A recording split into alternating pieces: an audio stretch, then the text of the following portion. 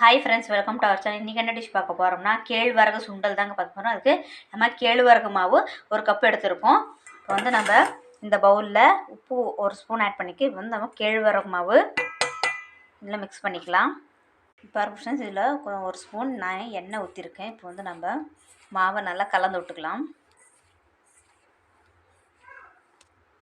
இப்போ ஃப்ரெண்ட்ஸ் இப்போ கொஞ்சமாக சுடு தண்ணி காய்ச்சி எடுத்து வச்சு கொஞ்சம் கொஞ்சமாக ஊற்றி நம்ம கலந்துக்கலாம். நல்லா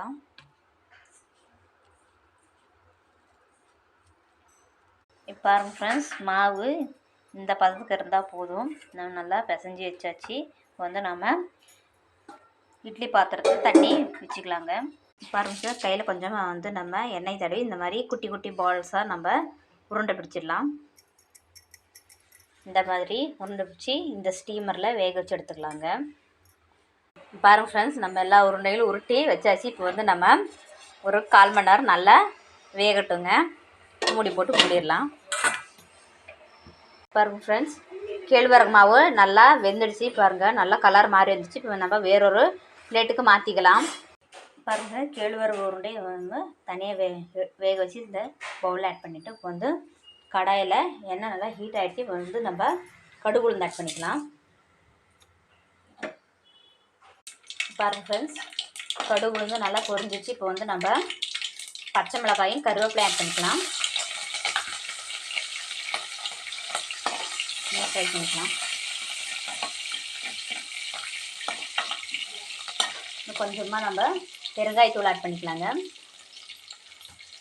அது மிக்ஸ் பண்ணிக்கலாம் நல்லா. இப்போ நம்ம வேக வச்ச அந்த கேழ்வரகு உருண்டையை ஆட் பண்ணிக்கலாம்.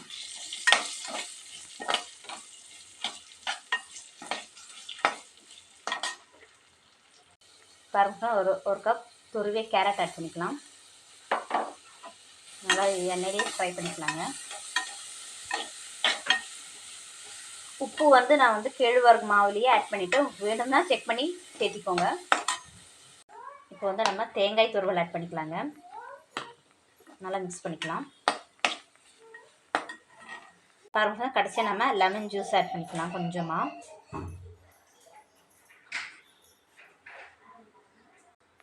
அடுப்பு ஆஃப் பண்ணிவிட்டு நீங்கள் எலுமிச்சை ஜூஸு பிழிஞ்சி விட்டுக்கோங்க. பாருங்க ஃப்ரெண்ட்ஸ், சூப்பரான கேழ்வரகு சுண்டல் தயாராகிடுச்சு. நம்ம வேறொரு பவுலுக்கு மாற்றிக்கலாம். ஹெல்த்தியான கேழ்வரகு சுண்டல் தயாராகிடுச்சிங்க. நீங்கள் உங்கள் குழந்தைக்கு அடிக்கடி செஞ்சு கொடுங்க, விரும்பி சாப்பிடுவாங்க. கால்சியம் சத்து